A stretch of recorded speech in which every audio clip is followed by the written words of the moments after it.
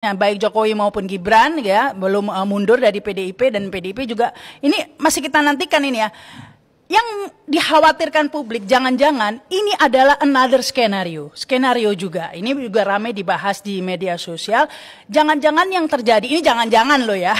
Yang terjadi seperti di pemilu 2019 begitu ya, bahwa tampaknya ternyata semuanya skenario. Prabowo dan Jokowi bertarung tapi sebenarnya satu tim ini, sepak bola gajah ya. Jadi ketika yang satu menang ya yang satu diangkut begitu.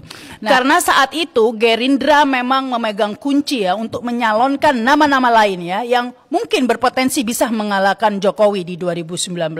Kalau partai-partai lain, Nasdem dan lainnya semua sudah dikunci ya di bawah kekuasaan Jokowi. Tapi Gerindra saat itu oposisi. Nah, saat itu akhirnya tumpuan hanya di Gerindra, ada nama-nama, ada Gatot Nurmantio, ada macam-macam ya. Tapi akhirnya dikunci ya, yang maju tetap Prabowo, di mana secara survei sebenarnya ya tidak akan bisa menang atau tidak akan lebih mudah ya bersaing dengan Jokowi. Jadi jangan-jangan ini memang dikondisikan. Sebenarnya Anies Baswedan maju sebagai cawapres ini suatu kecelakaan skenario ya, tidak diduga. Nasdem membelot begitu ya, tiba-tiba menyalonkan Anies Baswedan. Nah, jangan-jangan sebenarnya PDIP dan Gerindra ini tetap satu tim begitu ya. Jadi nanti seandainya Anies Baswedan kalah di putaran pertama, jadi di putaran kedua itu ya sebenarnya pertarungan antar mereka sendiri saja ya.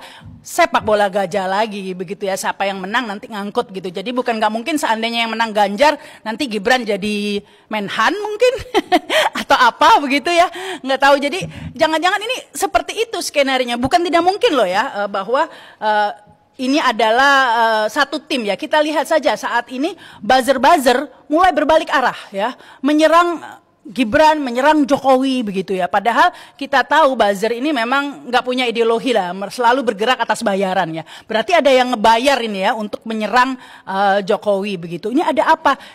Apakah ini sengaja dilakukan agar orang-orang yang kecewa atas majunya Gibran ini nggak lari suaranya ke Anies, tapi lari ke Ganjar. Jadi berusaha diarahkan oleh buzzer di apa ya, kalau main bola itu digojekin atau apa itu istilahnya, diarahkan begitu agar ini orang-orang ini yang jangan kabur ke Anies gitu, agar kaburnya ke Ganjar saja. Karena buzzer-buzzer itu sekarang menjadi pendukung Ganjar dan rame-rame menyerang Jokowi begitu ya. Jadi seakan-akan Ganjar ini agar apa ya, disepuh begitu citranya, sehingga akhirnya publik yang kecewa dengan Jokowi larinya nggak ke Anies, larinya ke Ganjar. Masih orang-orang kita gitu ya. Istilahnya ini bolo dewe lah kalau orang Jawa bilang. Itu yang dikhawatirkan. Tapi berbagai skenario masih memungkinkan. Kita lihat saja apakah benar ramalan atau prediksi ini ya. Tapi analisa ini sudah berdasarkan kejadian-kejadian yang sebelumnya, terutama pada pemilu 2019. Skenario berikutnya ya, ketika Gibran berhasil maju dalam Pilpres nanti sebagai cawapresnya Prabowo, yang krusial adalah skenario penghitungan suara pastinya, manipulasi suara. Ini yang dikhawatirkan juga banyak pihak. Seandainya rakyat Indonesia udah pada pinter semua ya, udah ngerti itu siapa ketua Mahkamah Konstitusi, sudah ngerti alurnya ini semua, anggap saja paham dan kemudian menyadari ini semua dan akhirnya pilihannya jatuh kepada misalnya Anies Baswedan begitu.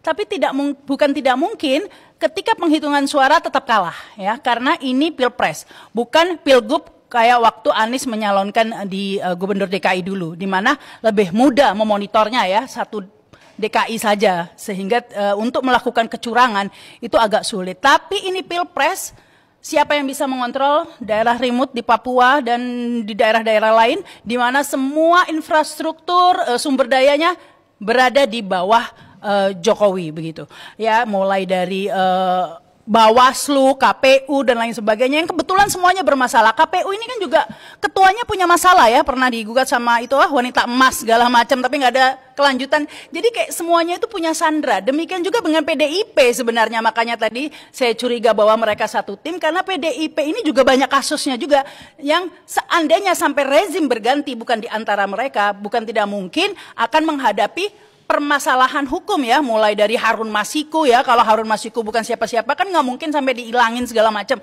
Ya, jadi ini juga pertaruhan bagi PDIP dan Jokowi ya, jika sampai rezim ini jatuh ke tangan yang bukan Bolodewe tadi itu, bukan kalangan mereka, nah ini bisa membuat mereka akan berhadapan dengan hukum. Jadi saya ragu jika sampai PDIP bisa mengimpeach begitu atau bertindak tegas kepada Jokowi, saya ragu. Saya kira tidak ya, karena ya mungkin saja sebenarnya mereka satu tim. Ya, jadi kalau nanti di putaran kedua ya publik disodorkan pilihan yang antara dia dan dia begitu.